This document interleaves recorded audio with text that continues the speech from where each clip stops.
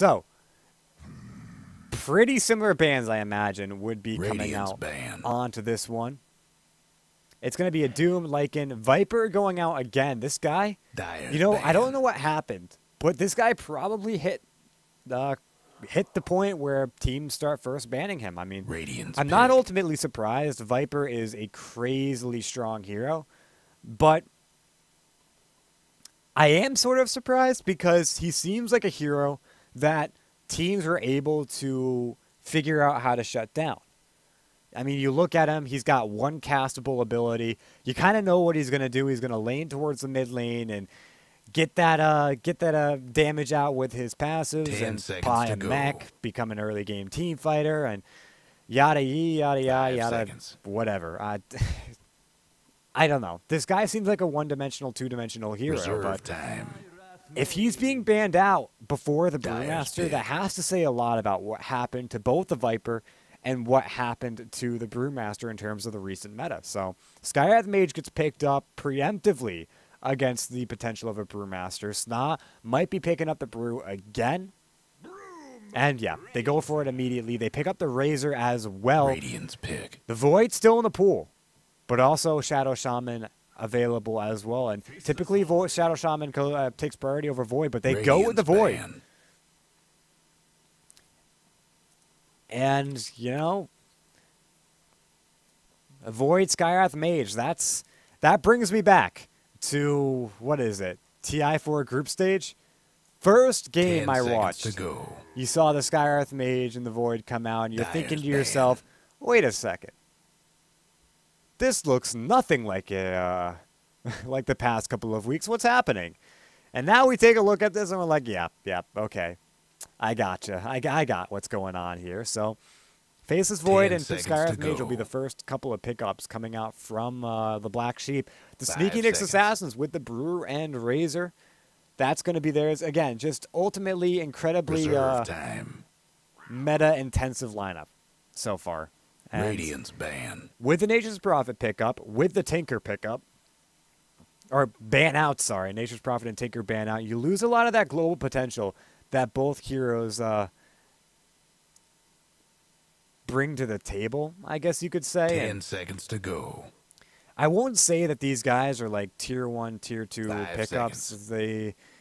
The Tinker really is one of those heroes that doesn't see a lot of play Dyer's nowadays. A lot ban. of people call him boring, but leaves a lot of room for carry potential. He leaves a lot of room to just create space for his team. So with that ban out, with the Nature's Prophet ban out, you lose a lot of the split push potential. Tidehunter will 10 get taken seconds out to by go. Black Sheep.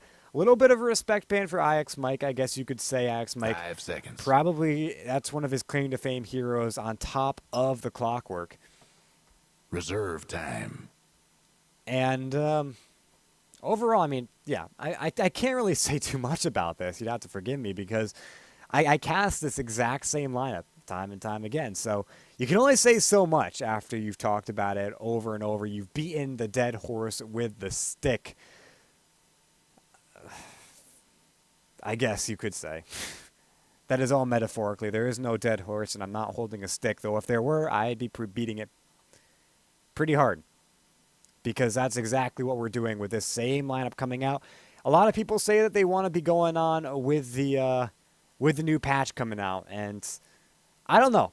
I kind of like this patch, but at the same time, with drafts like this, you gotta do some soul searching, and just remember that this is what you're Dyer's dealing pick. with. The same 4 heroes, or give or take 1 or 2, getting picked up in the first couple of picks, and the same 4 heroes, give or take 1 or 2, getting taken out in the first couple of bans. And I guess it's Radiance nothing pick. different from the past couple of metas. We've always seen those first pick, first ban materials. The only difference is that the final 3, or the 3 remaining heroes for both teams, tend to be a little bit more widespread. But you know, I want to see some new heroes come out in the first pick, first ban. Viper is new, but definitely not a breath of 10 fresh air. seconds So, to go. whatever. Earthshaker will get banned out by the Sneaky Nyx Assassins. Wraith King 5 picked up seconds. in his place. So going for the support that transitions incredibly well and incredibly Reserve fast time. into that core role. And it will be Black Sheep's next turn to pick.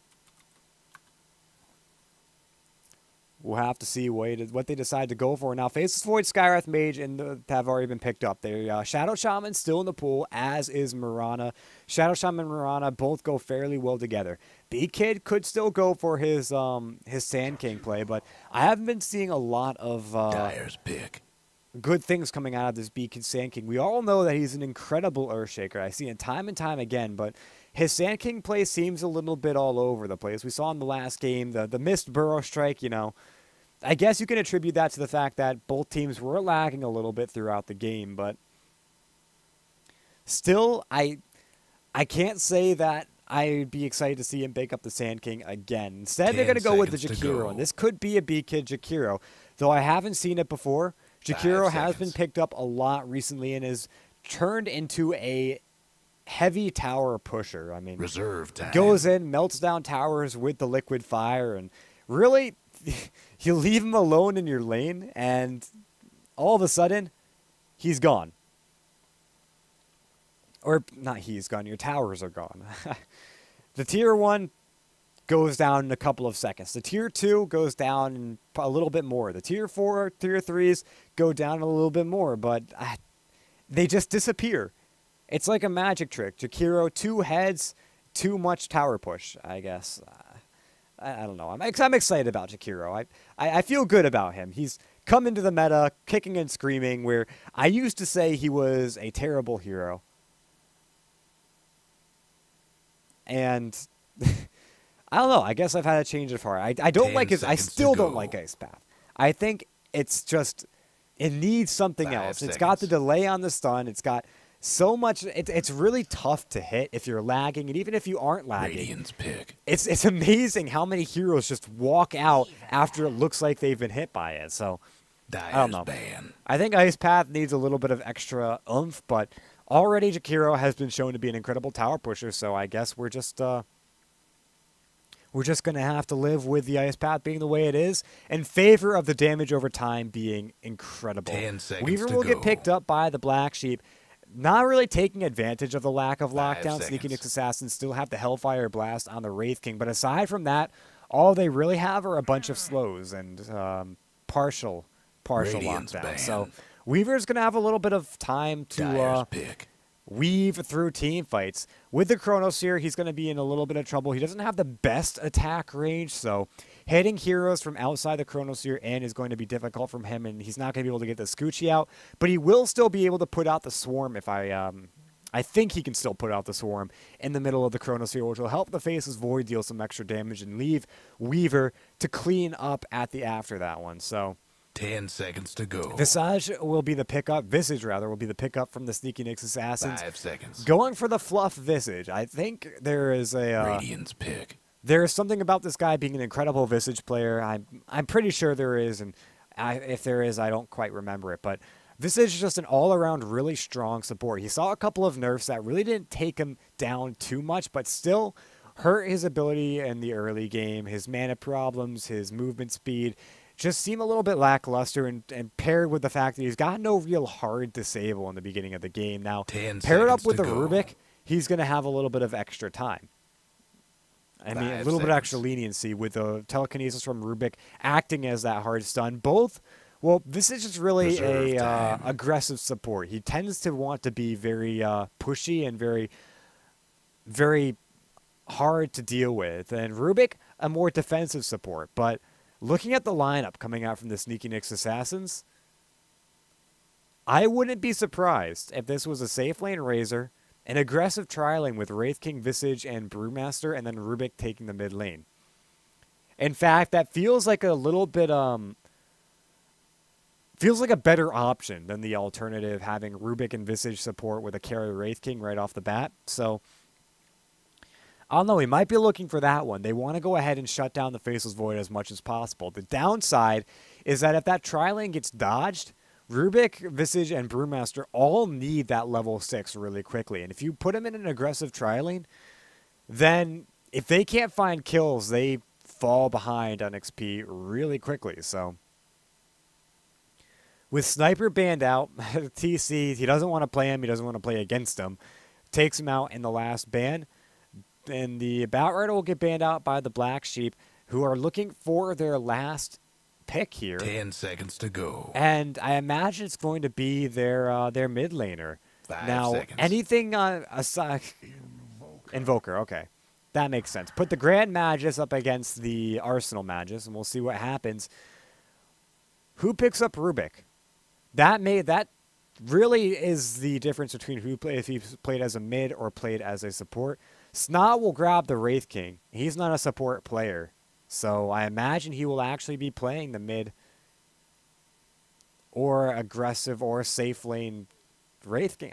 I don't know. Okay, Fluff and Stuff grabs the Rubik, so they are going for a support Rubik. Lust on the Visage, and IX Mike on the Brewmaster. Going to be playing an off-lane Brew, probably with a Rubik support, aggressive tri-lane, Razor on the TC. And a pause right off the bat.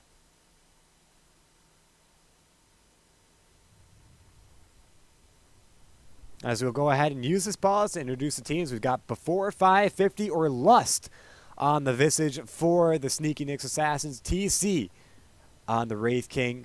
Whoa, what?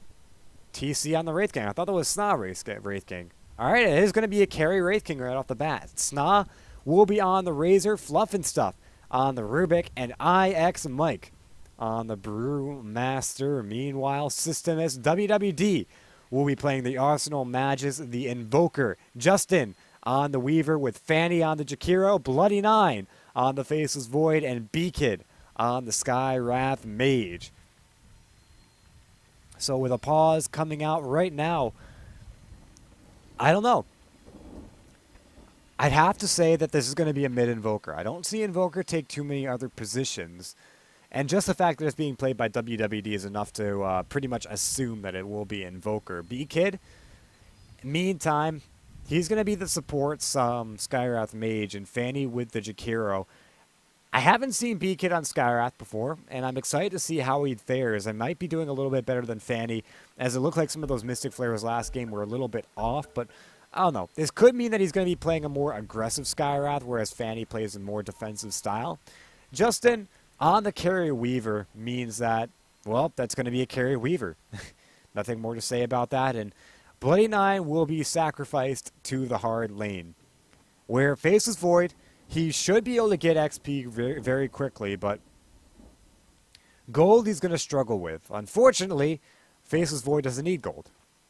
You might think he's an incredibly hard carry. No. If you've got another hard carry to back him up, then all he needs is his Chronosphere. And then he can pick up gold really quickly. Maybe pick up a Glove of Haste, a Power Treads just to get his auto attack speed up to par, and then you set him off on his way, and he ends up giving you kills where you originally thought there were going to be none. Paired up with a Skywrath Mage who can get his level 6 fairly quickly if he plays it in a certain style, then he should be fine. But looks like they're going to play a defensive tri-lane here. TC fine to go ahead and play with these supports. Lust and Fluff and Stuff. And they're going to be spending most of their time stacking and farming, as I'm not quite sure they're going to be able to kill the Faceless Void. They do have the Telekinesis lockdown, but Faceless Void is going to be able to sit through backtrack and maintain a fairly comfortable amount of health if he doesn't get hit by the perfectly stacked Telekinesis Hellfire Blast. Otherwise, I think he's just going to be playing rather careful in this game. I don't think he's going to die, but we have to keep an eye up there just in case. Got a feeling this is going to be good. Going into Game 2, it's going to be the Sneaky Nyx Assassins having a 1-game lead over the Black Sheep, formerly known as the Dream Destroyers. And it's going to be a best-of-2 series. Regardless of who wins this game, this will be the last game of the series. You can either win, tie, or lose a series to go towards your CEVO Performance Index or the CPI. And then the highest, the top 32 teams will go off onto the playoffs. And, well, those will be coming up soon as we are in Week 8 of the CEVO Season 5. So playoffs will be announced. They actually have already been announced, and they'll come underway very soon. IX Mike playing a very aggressive Brewmaster up on to Fanny, just trading hits, and I don't think trading hits with a Brewmaster is ultimately what you want to be doing with those crits as well as a mischance coming out. But he takes a little bit of extra burn damage. That's 7 damage over time, pretty huge. Bloody Nine makes his way in towards Fluff and stuff and Lust. Now he's going to get slowed up. The telekinesis comes up, but he's perfectly fine. Has his time walk ready to go. A counter slow plus a little bit of extra jaunt, and he'll be able to get himself out of there. No trouble at all, except about half of his HP pool gone. And Invoker will put another pause up on the game. It looks like they've got a static link out. And yeah, round the board lag coming out for both teams is. I really hope this is not a update lag, as I don't want an update to come out right now. I think in the chat they mentioned how this is a or the test client just got updated, so I don't think we're going to be seeing an update come out today. But if there is, then I hope it's not coming out right now. I can check the pings right now. Oh, that is not how you spell ping. And we're taking a look right now, and ooh, it's taking a little bit of time to load. Yeah, so looks like everyone is lagging again. And we're just going to have to deal with this one for the time being.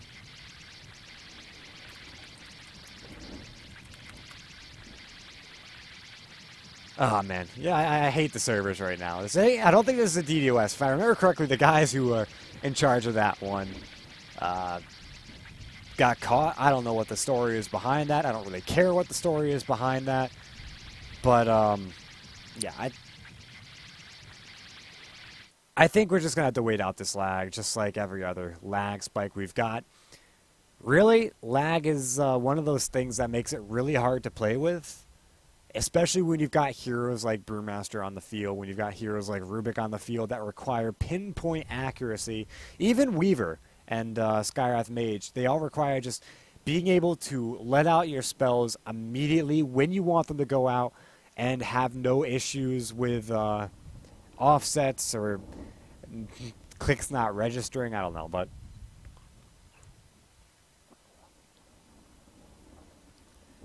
lag is just impossible to play with. We can all agree that playing with that kind of detrimental effect on your play is just, you don't want to have it, especially when you're vying for the top spot in CEVO right now. These guys will go off, and where they place will determine who they go up against in the first round of the playoffs. I don't think either of these two teams really have anything to worry about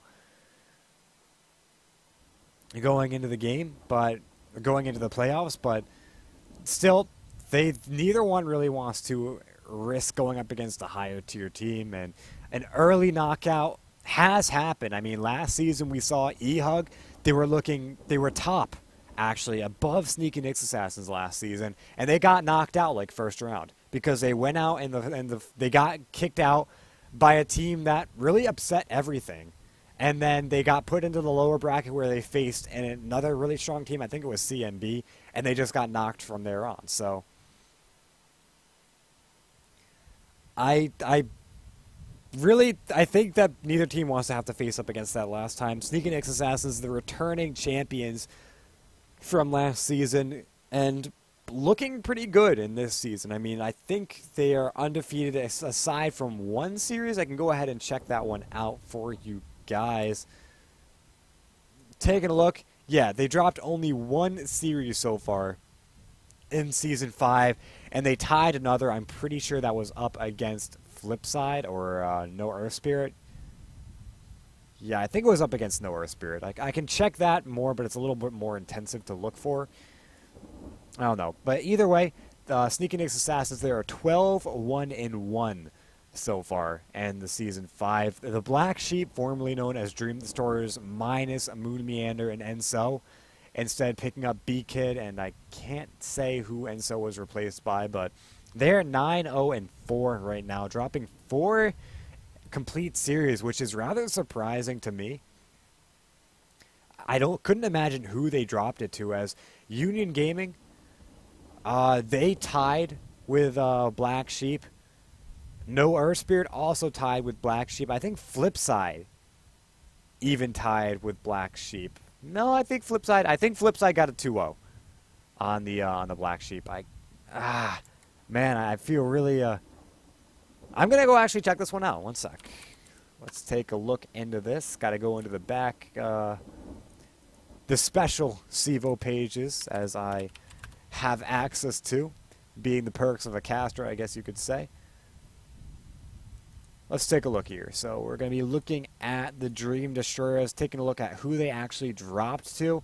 I have to say, I imagine one or two are going to be actually be forfeit losses, because earlier on in the season, it did end up overlapping with the TI4. So we'll have to see. Sneaky Nick's Black Sheep. There we go. We'll take a look. We're going to take a look at their Season 5 matches. So their first loss was versus... Actually, no, they tied Tengen. Oh. Huh, that's funny. They actually tied Tengen. They tied Union Gaming. They tied No Earth Spirit. And they tied Flipside Tactics. But all of them count as a loss for some reason. Which, actually, you know what? I'm reading it wrong. It's win-loss tie. Oh my god, I'm such an idiot.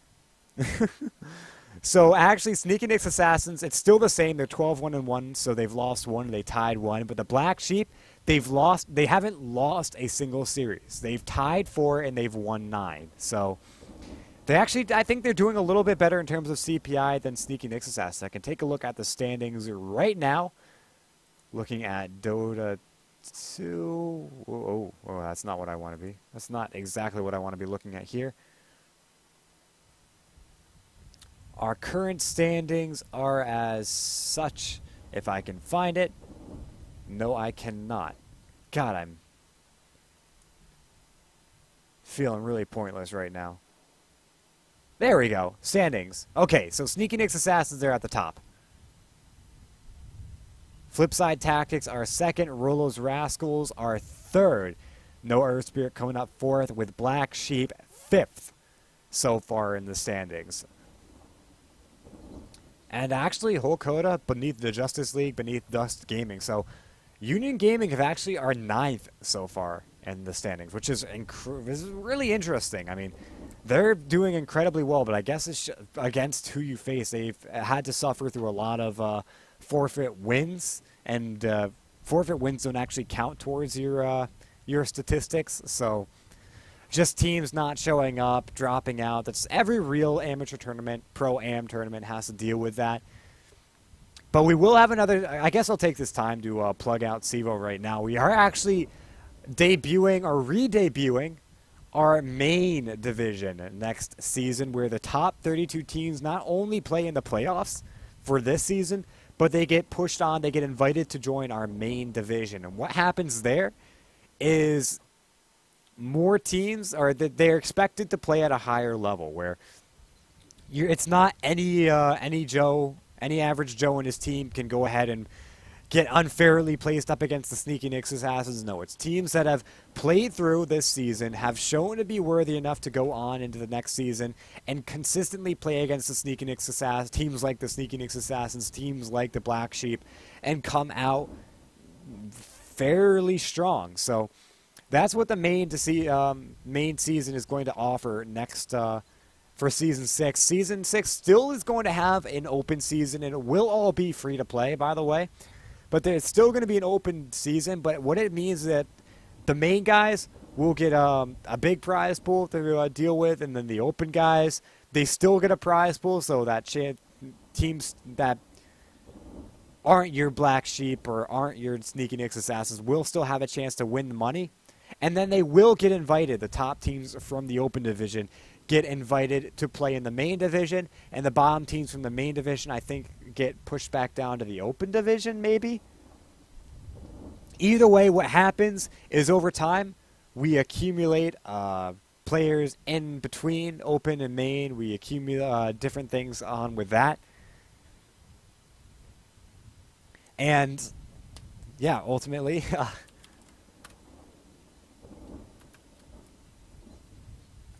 I don't know. I don't know how it works out between the main and open division. I do know, though, that we do see back and forth between the main and pro divisions, which CEVO-Dota doesn't have a pro division right now, though we hope that we will have a pro division soon. And we good? Nice. All good to go. Yeah, we're back in the game. Hell yeah, we'll have to talk out of my ass for the next 5 or 10 minutes. All right, so regardless, plenty of exciting things coming out with CEVO. I hope that you all will stick around for us to join us in some of these exciting new advances. As IX Mike, oh, one more auto attack, and he's fine. He gets out alive and kicking, and it looked like one more auto attack coming out from Beacon would have been enough, even an Arcane Bolt, but he puts up Concussive Shot earlier on, and that's going to mean they're not going to be able to go ahead and get a first blood in this game just yet. A nice 400 gold bounty still up for grabs. Sna stolen 56 damage from WWD, but WWD still getting the rune. He went boots first, which is a very nice build in my opinion, as Invoker, one of the lowest move speeds in the early game.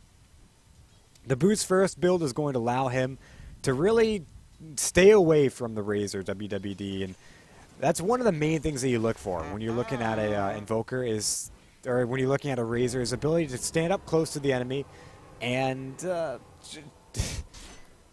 don't know, just deal the damage because you're up close and personal. Drop down a static link, and there you go.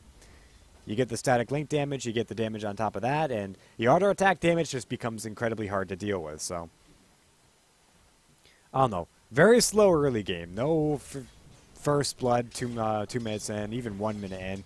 Things just playing out in the farming style. We've got Justin and TC staying close, and the last hit department. TC, a little bit more seasoned of a pro player than Justin is. We all know Justin from E-Hug, but TC had years and years of experience coming out from Liquid, playing against some of the top carries in the scene. So obviously we expect him to be doing a little bit better than Justin. Justin, a testament to how good he is becoming, able to stay on par, just a little bit below TC in the last hit department. And I don't know. We see a concussive shot going on to IX Mega. Ice Path will end up connecting Fanny with that one, and a couple of Arcane Bolts trying to deal some extra damage. B-Kid dropping under tower, going to take 2 hits from that one to back himself off before, and they're not going to get a kill on the IX Mike just yet. Playing way far back on this Brewmaster, but Bloody Nine playing a little bit more aggressive here, as we saw with the Black Bat Rider play in the last game. He's a very aggressive off-lane player. And we'll take a look. Level 3 up on the Bloody Nine. IX Mike currently has level 2. Now here comes the dive. The swarm goes in, and this should be first blood. And Justin, no, Fanny will be the one to grab that one. B-Kid taking the long route home, as he doesn't want to go through the tier 2-1 tower. Justin, though, hanging back very close, and he should still be fine. The range creeps are in a position to take the tower off of him. Meanwhile, we have Bloody Nine grabbing another death here. Happening to Dyer's bottom tower. And that means a 1-for-1, but the Black Sheep have already gotten themselves the first blood, and they actually will get a tower off of this one. We talked about Jakiro's push potential. This is it. The tower will go down. Jakiro to catalyze that one, Justin, as well. And now IX Mike is left a little bit more vulnerable, but to be honest, this is not too bad to have on your offlane Brewmaster. Now this is what's bad. As the swarm comes through, it actually misses IX Mike. No, it does hit. I didn't see the swarm go out. Probably is on the other side of him. He will clean it up, but takes a lot of damage, and that's the vulnerability. The upside is that he will probably get more XP from this one, as he will have a tier 2 tower to hang underneath, and all this area that the creeps will push into will give him a little bit of extra XP going on into this one, where as Bloody Nine is going to have to play a little bit more careful. But yeah, and you see that coming out already. Bloody Nine, whereas he was ahead in gold or in XP, now is falling behind, about a level behind IX Mike. And IX Mike will find his level 5, level 6 very shortly. Rotation coming in. It's going to be Fanny and Beacon making their way towards the mid lane. No smoke, but they do have a concussive shot. The AMP will fly, as well as the Tornado missing. Concussive blast coming in. And Snide, a lot of trouble here. There is no cold snap, but there is just auto attack damage, and they will clean him up. WWD going to grab that kill to make it 2-0. And the top tier 1 tower still alive and kicking, nowhere close to the dead status of the bottom tier 1 tower. But it's dropping fairly quickly. And Bloody Nine not really in any position to defend against this one. Level 4 coming up on level 5. And WWD looked like he was itching to make a go up top, but ultimately decides to hang close to the mid lane and continue farming this one up as he's sitting. What is this, a Midas pickup for him? No, he's going to go straight for drums, as it looks like, or even Orchid, I think, would be the typical Quas-Wex build. Ghost Walk into Orchid. One of those builds that we saw come out quite often in pre-TI4 meta.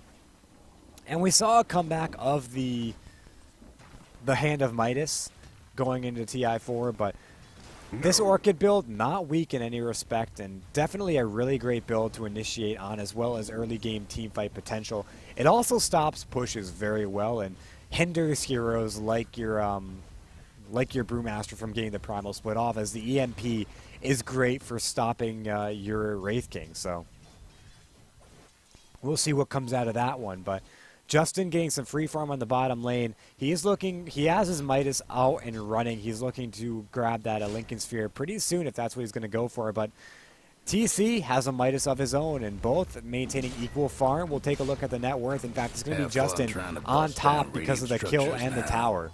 And in comes WWD, makes his way, doesn't want this tier 1 tower to drop anytime soon. And he's going to just leave, B-Kid into this lane to go ahead and farm out. WWD actually is going to fall to a soul assumption. I don't quite understand what that one was, but Visage will grab an extra kill to make it 2 for 2. IX Mike coming down into this tower. And Bloody Nine is just going to go ahead and take the initiative and deny his tower. And that's going to leave a little bit of extra oomph going the way of the Black Sheep. Meanwhile, Justin pushing in the bottom lane. There is no Jakiro here to go ahead and get in a quick push onto the tier 1 tower. In fact, IX Mike TPing himself back into this one. Wasted a little bit of time here on the top lane to try to make a push into the tier 1 that did end up getting denied. But ultimately, we'll take a look at the golden XP graph. Black Sheep have themselves an XP and gold lead, though not substantial, is a lead, and any lead before 10 minutes is a definite... I hate to be repetitive, but it's a definite lead in my book, so... WWD with an EMP onto Snod. Look at all that mana that gets drained. 300 mana going the way of, well, the Void. Dyer's mid tower. And WWD, this is exactly what his build is going for. He's got 4 points in his Wex here, and the more points in Wex, the more points of mana he burns. 550 at max Wex there, so... 500 gold on top of what he has. His Orchid gets slowed up by the pick in the top lane, but certainly not too lagged behind, as it only is 9 minutes, 9.5 minutes, which is okay for your first Oblivion staff timing. But things have just gotten very, very slow right now. It's 2 kills on either side, 9.5 minutes into this game. And again, it's just a farming game right now. We're looking at Invoker, WWD, hopefully turning this into the fighting game that we hope for. But we'll have to wait and see. I think ultimately, I think come down to it, it's going to be the Sneaky Nyx Assassins really trying to control the pace of this game with their heroes up. And Aestrum getting sniped up by B-Kid here, but they've got the fighting heroes, they've got the initiation heroes, and Black Sheep, they're looking more towards mid to late game, whereas Sneaky Nyx Assassins, they're starting to get ready to fight. Rubik actually steals EMP. That is a pretty big steal now, and he's going to go ahead and initiate its use onto... What the hell? He steals Tornado as well. Is this a Rubik or is this an Invoker? I guess Grand Magus really goes up on top of the Arsenal Magus, and... What's this? It looks like Bloody Nine taking some aggression here from TC, though not going to be able to do too much with it. And Fanny making his way towards the mid lane. He's got his buckler, going to be building towards a mechanism coming out. Probably going to be finished with the state that he's going at right now. I'd imagine a 20 to 25 minute mechanism. And oh man, Justin gets a solo pick off onto IX Mike, but he could be in fact in trouble of his own, as what does Fluff and Stuff have? Doesn't have a tornado up. Again, he already used it. The Sentry Ward went down. Fluff trying to make it close the distance, but will not be able to do so. Justin limping away, perfectly fine for the time being. And, you know, I'm kind of surprised that engagement has been made up here in the top lane so far, as they do have Chronosphere, 50 seconds. Actually, it looks like it got used maybe defensively, but they've got the EMP to drain Wraith King's mana, and they've got, oh, they don't have the Mystic Flare. That's why they haven't initiated up into the top lane just yet. But still, 3 for 2 at 12 minutes. I don't know what else to say right now. It's just, it's really passive. Really comfortable game for both teams. Neither one ultimately, oh God, again, neither one taking too big of an advantage right now. And I'm willing one of these teams to initiate and do some big maneuver. I'm trying to make this as entertaining as possible. But these teams aren't making it any easier for me. Inner Shadow pick up onto the Rubik here.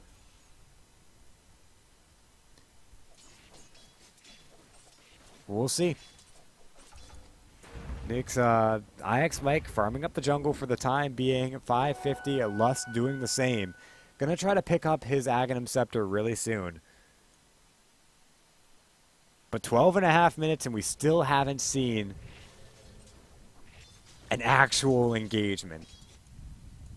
But this could be it. Sna, he's got himself Illusion Rune up, or Invisibility Rune up. There's going to be a Telekinesis up on Justin. He's up underneath an Infinite Sentry Ward. He will go ahead and time-lapse himself out of that. Will be picked up by the Tornado. He's got another Scoochie up in 1 second, but the Hellfire Blast comes through, and he will get cleaned up. Rubik the one, Fluff and Stuff the one to grab that kill. Meanwhile, IX Mike in the mid lane cannot pop his Primal Split as the EMP will clean up all of his mana. Now a teleport coming in from, what is that, Sna, as he makes his way in to defend his tier 2 tower. Beacon, meanwhile, cleaning up Lust here with a Mystic Flare. Perfect timing out of that one. And that's it. That was the engagement we were looking for. 5 and 3 at 13.5 minutes.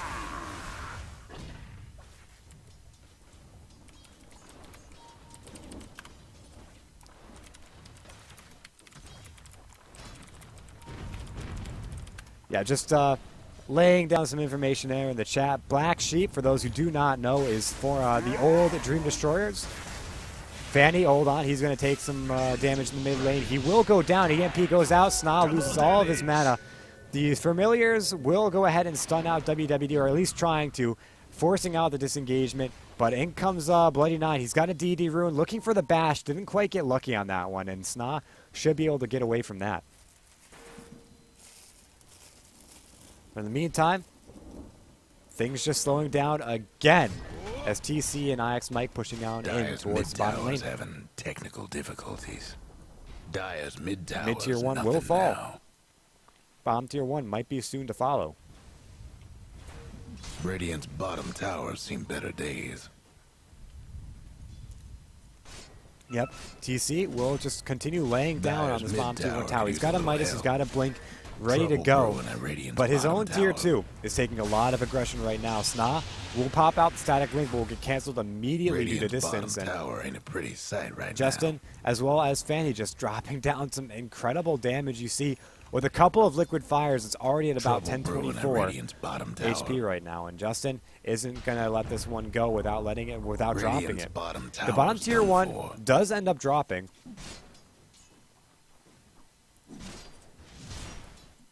And we'll see. Justin still laying down the line on this tier 1, tier 2 tower, but ultimately, just things not going on too much around the map. 15.5 minutes. B-Kid's got himself a smoke and a arcane boots, and nothing much else for the time being. We take a look at some itemizations. Blade 9 looking at a Morbid Mask, and you know the drill. Morbid Mask and Power Trez. Justin getting close to his Lincoln Sphere, but WWD struggling to find his Orchid. 16 minutes in. Meanwhile, TC, his Midas Blink Dagger is done. Fluff and Stuff's got an Urn of Shadows. We have a Medallion of Courage for Lust. IX Mike shut down with only Brown Boots and Sna looking for that mech. We have a disconnect coming out from Fanny here. He's going ahead and stacking up some camps and trying to cast this about, but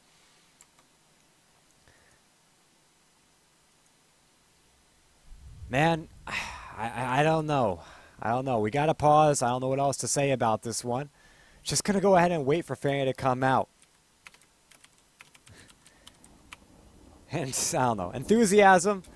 I'm very enthusiastic about lots of fights, about action, about really big games and exciting games. But the bottom line is it's 5-4 at 16 minutes.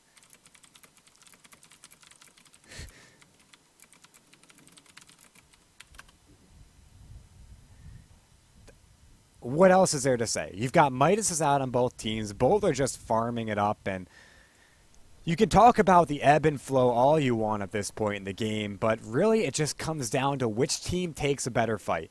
Nothing at this point matters until the fight happens.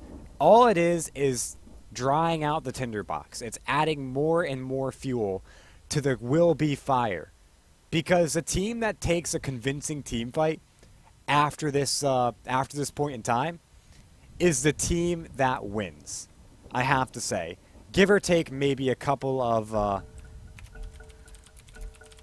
right, a couple of throws, one or two really good getting counter team banged fights. up. I don't know.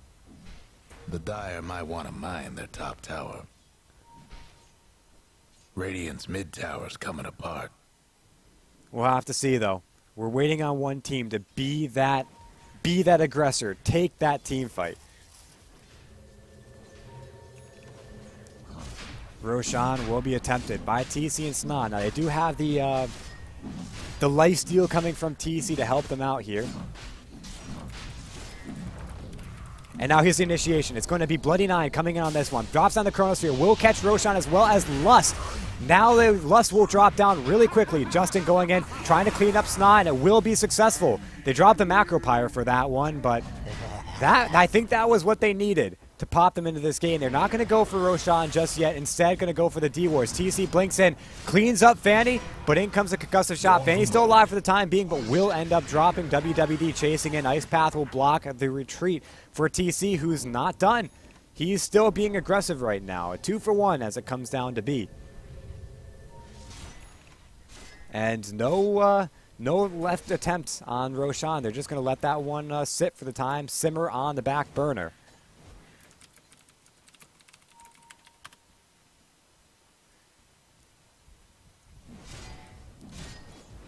And I don't think they're going to spend too much time before they go ahead and attempt it again. Though they do know that they have to be a little bit more sneaky about it. The Sneaky Nyx Assassins have to be more sneaky. But if they want to take this Roche, they have to take it at the most opportune time. And I imagine it's going to have to be on the back of a team fight. They will not be able to sneak this Roche on. But they're still going to try. They pop down their smoke. And it's only a matter of time before Black Sheep, they check it again. But Bloody Nine, he's actually in no position to do so. 30 seconds left on his Chronosphere, and he's sitting very low on HP. This is actually the perfect timing they need. Bar a good team fight to block it out, as Justin pops himself a Haste Rune. Will he make a go into this one? Razor with an illusion. Yep, they're going to spot it out. They pop the Swarm into the pit, and it will connect. TC and Sna both getting some minus armor. Systemus, WWD going in. Sna should just die from this one, as Justin goes in with the extra bits of auto attack damage. Should be enough to clean him up, and it is enough. Justin grabs a kill. TC in a little bit of trouble. Has plenty of mana right now. In comes IX Mike on the back lines on the beacon. Already drops his Mystic Flare, so he drops what he needs to, and he goes down to the pit. Justin gets telekinesis up here, and he should be able to back himself away from this one. They don't have much detection to spot him out. And, yeah, they win a team fight, actually. It's a 3-for-2, and they make their way right back into the Roche pit. 2 attempts, and they do end up doing it. So they grab themselves a nice couple of bits of golden XP from this Roshan, and oh, hold on. In comes Bloody Nine. Drops in with the Chronosphere, but he quickly finds himself in the middle of 3 heroes that he can't kill. Now Justin in a lot of trouble here. He's going to have to get himself out, but he cannot do so. Oh, man, that was a very, very poor initiation. Tornado comes through, though. Can he get a return kill on this one? He will not be able to. And Roshan still alive. For the time being, at least. As Black Sheep, they do not want to give this one up. But in their myriad of defenses, they have given up, they actually haven't given up much golden XP swing here. So they still have a slight lead in both golden XP. But Fluff and Stuff is going to go ahead and actively deward a little bit. Because he does not want the Nyx Assassins, or he doesn't want the Black Sheep to see what's going on anymore. Radiant's top tower's hurting. As Black Sheep, they're going to go ahead and smoke themselves up back towards the pit. And who do they find but Fluff and Stuff? The Rubik. I don't think they even know he's there just yet. Sna here on the top lane, pushing out in the meantime. Radiant's top and the tower's smoke taking just hits. Being, are they going to go on the IX Mike here? They pop out the EMP. They pop out the Tornado. The Ice Path as well. He loses all of his mana. Orchid as well. TC comes in. Drops down the Hellfire Blast onto B-Kid. B-Kid will get stunned up by the Familiars. Will get cleaned up. One crit from TC. Telekinesis onto Fanny. Pulled up, brought back down, and sent to the pit. He goes down as well, making a 2-for-1. 2 supports for IX Mike. Blade 9 with 23 seconds left on his Chronosphere.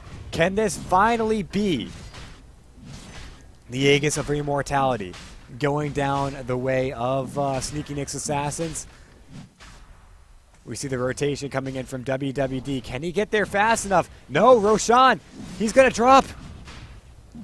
Yep, he's gone. Sna will grab the Aegis, and after 1 or 2 or 3 or 4 attempts, they finally get it.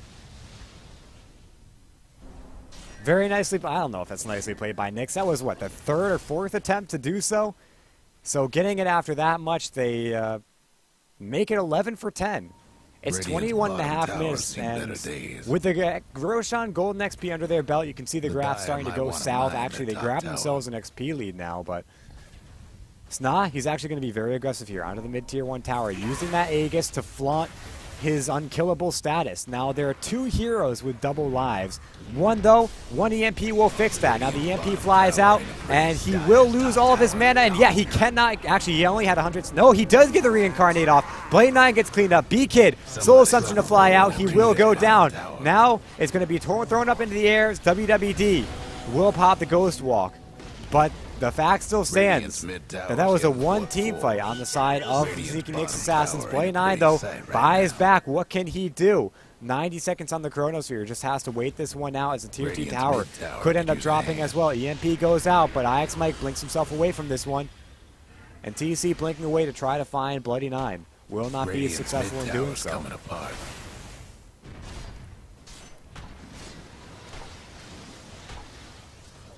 Tornado just to try to keep things from happening too fast, as a tier 2 just going to drop. And now WWD, oh no, this pickoff is huge. He goes down, 43 seconds, does have buyback. And I think Sneaky Nyx Assassins, they haven't popped their Aegis yet.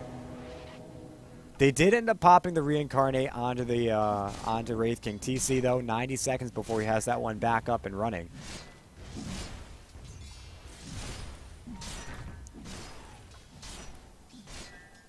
And I don't know. Sneaky Nyx Assassins have gotten themselves... This is their big lead that I was talking about, by the way. Where you talked about the dry tinderbox. Now it's on fire, and it's in favor of the Sneaky Nyx Assassins here.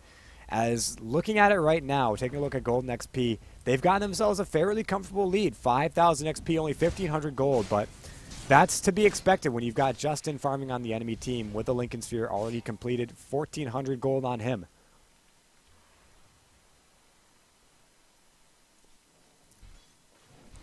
Now B-Kid in the mid lane, ready to go. Urn of Shadow, 0 charges onto that one, so not as effective as he'd like to be. Tornado flies out in the mid lane, a long-ass tornado, and it will get stolen by WWD, so a good spell, a good disrupting spell for this Rubik to steal. Aegis reclaimed in 3 minutes. Sna's not worried. In fact, he's alone here in the bottom lane, willing to give up that Aegis, but he's got no one close by. One unlucky Ice Path, he could be in a lot of trouble. In comes Blade 9. I don't think they want to pop the Chronosphere for this one. In fact, they do not. with the Ancient Seal. In comes the Ajax Mike, though. Not looking to make a counter initiation on this one just yet. The Aegis will get popped. And this could just be a free kill. Justin keeping Ajax Mike back from that BKB. Mystic Flare goes out into Sna. Sna already dead, and now the Chronosphere gets popped. But right after the Primal Split comes off, they're going to throw the stone out to stun up on Bloody 9. That was a very unfortunate Chronosphere, but the fact still stands that Ajax Mike will end up coming out of that Primal Sphere right about now, or Primal Split right about now. But so WWD is going to let him get away for the time being, waiting for that Tornado. Now he's got the Cold Snap, pops it out, Tornado, Orchid comes out soon in about a second. Maybe, maybe not. That missed chance, though, doing work. Now WWD, he's caught himself in a pretty poor position right now. Throws out the Tornado finally, but there's familiar stunts to clean him up. Arcane Seal, as well as Arcane Bolt, Ancient Seal, rather. EMP flies out, will be enough to clean up Ajax Mike, but WWD will go down. Bloody 9 grabbing a kill in the meantime, and that'll be onto Lust. Lust getting a kill for a mega kill spree. In comes TC to clean up Bloody 9. And that is the buyback death timer with no buyback left onto Bloody 9, so he's down for 50 seconds. In the meantime, Justin still farming. He's 3-2, got 2,700 gold on top of what he's already got, so he's looking fairly decent in the farm department. But stacking up against the Wraith King, who's got 741 mana, which means he's not going to be able to drop down to critical points in mana before they're able to kill him. Even at max Wex, it's 550 mana gone, EMP. So he'll get his reincarnate off no matter what. Unless they have another way to burn the mana off of this, off of Wraith King, he's not going to go down more than any more or any less than twice. So TC going on to this tower, just going to clean it up. No ifs, ands, or buts about it. They will pop a glyph. I don't know if they really want to make a go, although it looks like TC's out of mana right now. There goes One EMP could mean the death of him, but it looks like Fanny caught on the tail end of a bad telekinesis, or of a good telekinesis, I guess, if you're talking in the terms of Sneaking Nick's Assassin's initiation, and they will clean up Fanny. TC getting all of his mana back. Will pop himself up a Mjolnir, and he's ready to fight again. And it looks like mid lane might be the target, or the top tier too, as Ajax Mike going ahead and pushing out the wave thus far.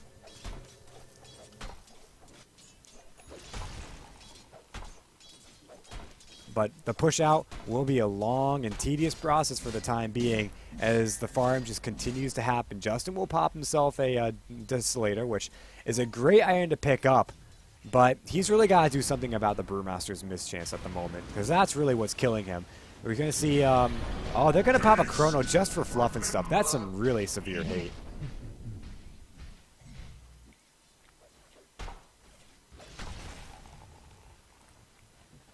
So Chrono down for another bit of time. Sna and Ajax Mike now committed to this push in the top lane. 4 heroes actually committed to this push. Buyback onto fluff and stuff, though probably isn't going to be the one spending it anytime soon. And yeah, they're just going to go ahead and commit to this push up into the top tier 2 tower.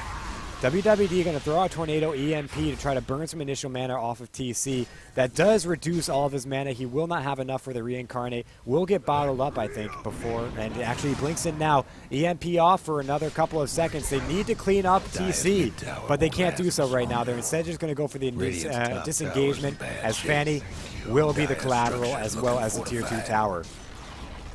WWD looking 5 seconds left before he can get another EMP off. Will this be the initiation chance? Where is Bloody 9? He's nowhere close, doesn't even have a Chronosphere, so they're just going to let Sneaking Nick's Assassins hit and run on that one.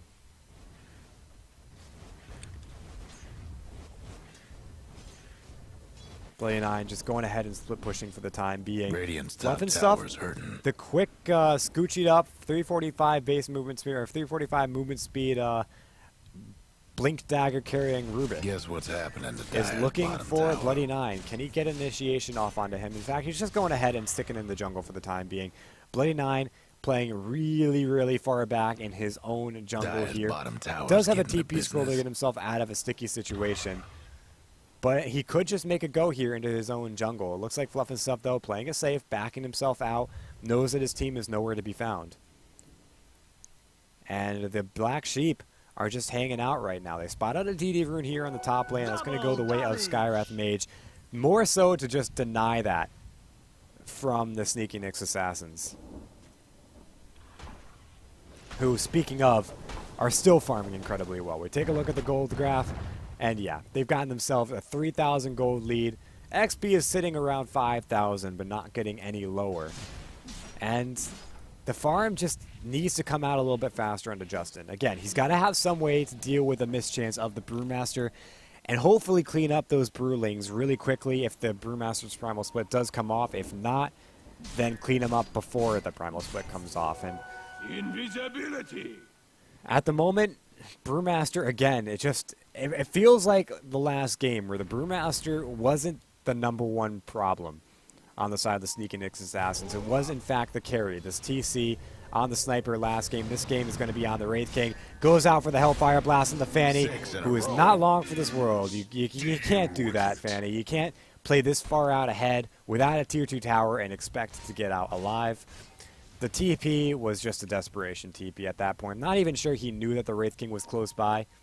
But the Wraith King, you gotta imagine, no matter where he is, he's looking for initiation onto you. Fluff and Stuff finds Bloody Nine, who gets caught in the middle of a rock and a hard place, drops his Chronosphere defensively, and will get away, but at what cost here to this, to his cooldowns. I think Sneaky Nyx Assassins have gotten themselves a really good advantage in this game. No Chronosphere means they can push really well, and in comes Justin going out onto Lust. He could actually clean up Lust in no time at all. Lust will go down, and Justin cleans up the Familiars. He sticks by, close by. He's not worried. He's just going to go ahead and grab this gold bounty. Though he should be worried as TC comes in with a Hellfire Blast, an immediate Scoochie off. EMP, could this be enough to drain all of Wraith King's mana? No, he pops a BKB, and Justin, well, time-lapses himself out, will be able to get himself away for the time being. But that BKB, saving TC's life, I have to say. And now Justin, oh, Hellfire Blast, there is a gem out onto IX Mike, and they will clean him up. Justin down 70 seconds with buyback. Roshan does end up respawning. He's back and ready to go. The Sneaky Nyx Assassins taking pick after pick, cooldown wasted after cooldown wasted. And the Black Sheep, they could end up dropping their first series of the CEVO Season 5. As Roshan, again, going to go the way of the Sneaky Nyx Assassins. If they put this on TC, it'll just be a BM Aegis. Multiple reincarnates is not something that you want to deal with. But I imagine they're going to go for it on Sna again, as it is seeming to be their 2-position hero right now. IX Mike taking more of a 3 position. We saw he was brown boots only for a very long time. And then all of a sudden, just he's getting carried. I won't say he's getting carried by his team, but he's doing so much better than where he was. Finding his farm, finding the levels, and ultimately coming right back into the game. So the buyback timer won't go on cooldown for Justin here as he waits out his death. And just in time, as the Sneaky Nyx Assassins have started their push here, their slow siege onto the bottom Tier 1 tower. We'll wait and see, though, if they want to try to go ahead and make an attempt at TC's life here. They pop out the EMP, but everyone gets away from this one. So that's an EMP and a Tornado used, dropping it down on about a 20-second cooldown for both. And they finally actually have a sheep stick up, so IX Mike is no longer a problem if they can sheep him before he gets his primal split off. But TC goes for the jump, and on the WWD, and he gets cleaned up. No chance for this sheep stick. 50 seconds without buyback. And that was the pick. That's not needed.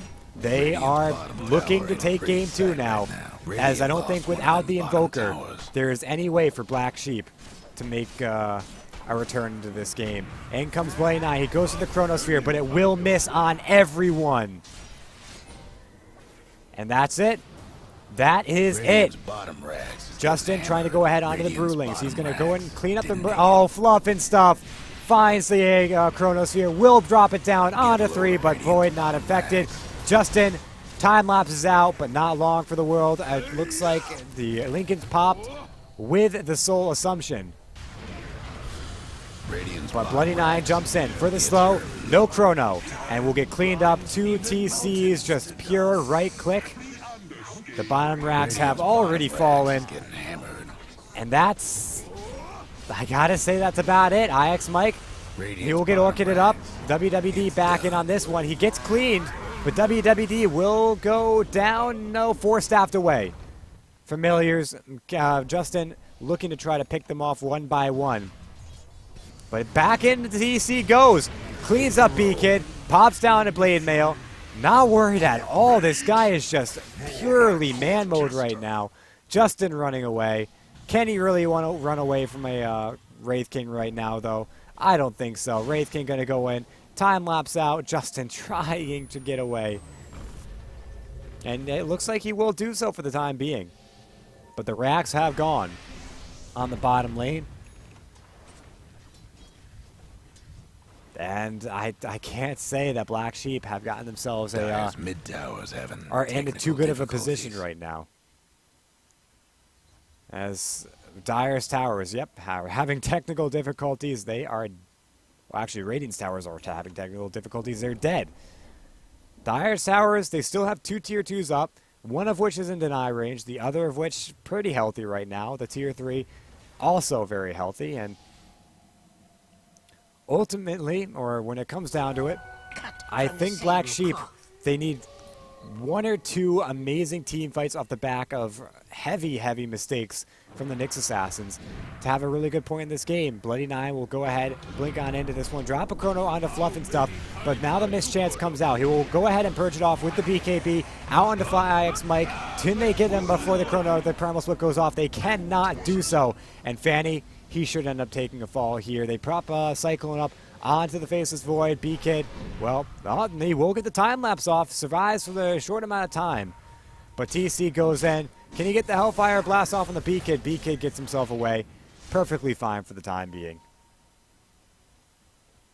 And now a push coming in. The target, the top tier 3 tower.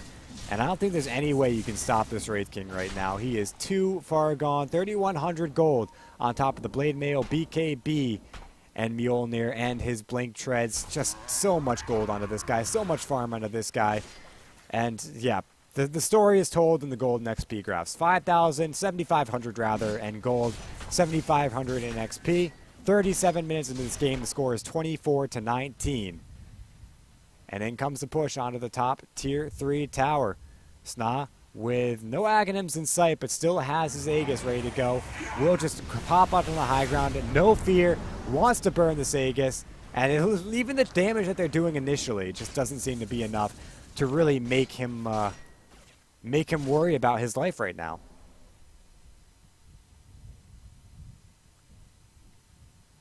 Scoochie stolen by the Rubik somewhere on the back lines. Just all of Sna ready to go here. By the Storm, when he pops this is a push. But holding it back, I think he wants to burn his Aegis before he pops out of the Storm. Now an EMP goes down, but a BKB onto TC. Sna should end up dropping for the first time. The auto attack damage is coming out, and the last Arcane Bolt should be enough, but the Aegis gets popped. Blade 9 going back with a nice Chronosphere onto IX Mike, but not able to get the kill. Now Fanny going to go down. In the midst of it all, Justin coming in, popping his time lapse for some reason onto this one in the middle of his BKB, and the tier 3 tower goes down. The rack's not long for this world. 1-0. Sneaking Assassin. Here comes TC. Will clean up WWD to make it a 2-0. And TC just turning around, focusing the racks. Primal Split to keep the initiations off. And I think that's it.